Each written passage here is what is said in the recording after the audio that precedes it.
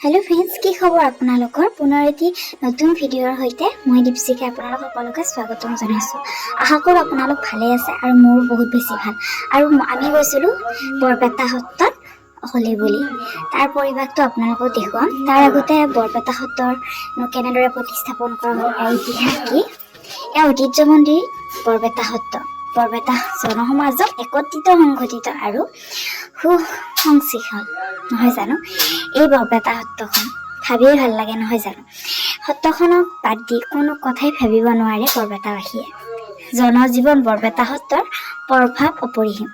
ধনী দুখীয়া বুলি কোনো কথা নাই, উচ্চ নিচ মনোভাৱ পৰিহাৰ একাত্মী নতুন প্ৰজন্মৰ যুৱ সমাজে সত্ৰীয়া নৃত্যকে আদি কৰি সংস্কৃতিক আমাৰ ঐতিহাসিক মণ্ডিত তাৰ লগতে বৰপেটা সত্ৰত বহু বছৰ ধৰি চলি অহা ফাকুৱাৰ দিনা অৰ্থাৎ হোলীৰ দিনা ইমান ধুনীয়াকৈ উলস্থলীয়া পৰিৱেশ এটাৰ সৃষ্টি নকৰি তেওঁলোকৰ মনোভাৱেৰে এটা ব্যতিক্ৰমী পৰিৱেশ সৃষ্টি কৰে হোলী।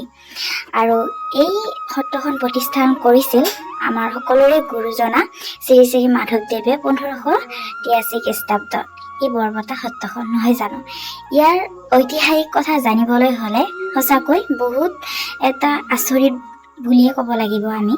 ইমান ধুনীয়াকৈ তেওঁলোকে পৰম্পৰাগতভাৱে এই নিয়ম চলি আহিছে ফাকুৱাৰ দিনা। আৰু এয়া হৈছে পুৰোহিত, তেওঁ আমাক আশীৰ্বাদ দিলে আৰু আমিও তাতে ফাকুৱা বুলি সকলোৱে লৈছে পতা, আমিও ল'লোঁ, ল'ৰাজনে লৈছে আৰু হাজবেণ্ডে।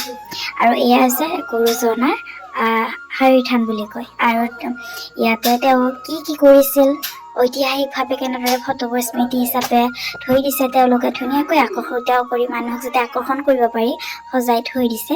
আৰু এটি মনোমোহা পৰিৱেশৰ সৈতে আপোনালোকক দেখুৱাইছোঁ। এয়া হৈছে ভিতৰ বা আগস্থান। আপোনালোকে চাওক ইমান ধুনীয়া এটা শান্ত পৰিৱেশ, তাত গৈ ভাল লাগে। আৰু মানুহৰ সমাগম ক'ব গ'লে বহুত বেছি মানুহৰ সমাগম ভিৰ। তাত ইমান ধুনীয়াকৈ আচলতে তেওঁলোকে এই ফাকুৱাৰ হোলী ভাগ প্ৰতিষ্ঠান কৰিছে বৰপেটাবাসীয়ে।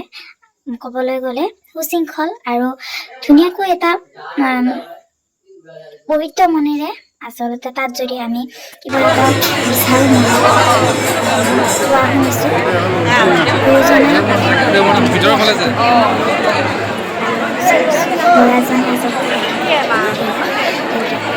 ঘূৰাইছে, ভালো লাগিছে।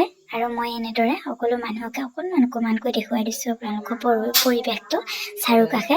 ইয়াক চাওকচোন ল'ৰাজনে কি কৰে।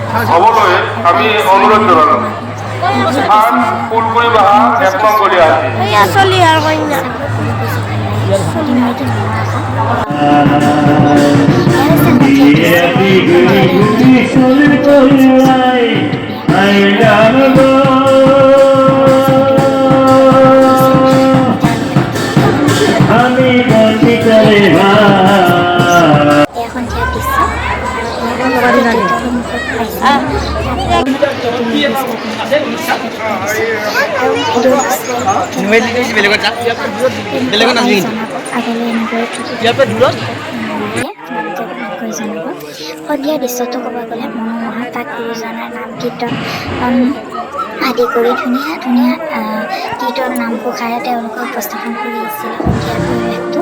আমি তাত অলপমান সময় বহি তাত নাম কীৰ্তন প্ৰদৰ্শন কৰিলোঁ। এই ভিতৰত আপোনালোকৰ গুৰুজনাৰ স্থাপন লীলা চাওক এবাৰ। আৰু তাত কেনেদৰে নাম কীৰ্তন কৰিছে আপোনালোকক অলপমান দেখুৱালোঁ। আশা কৰোঁ আপোনালোক ভাল পাব। গতিকে আজিলৈ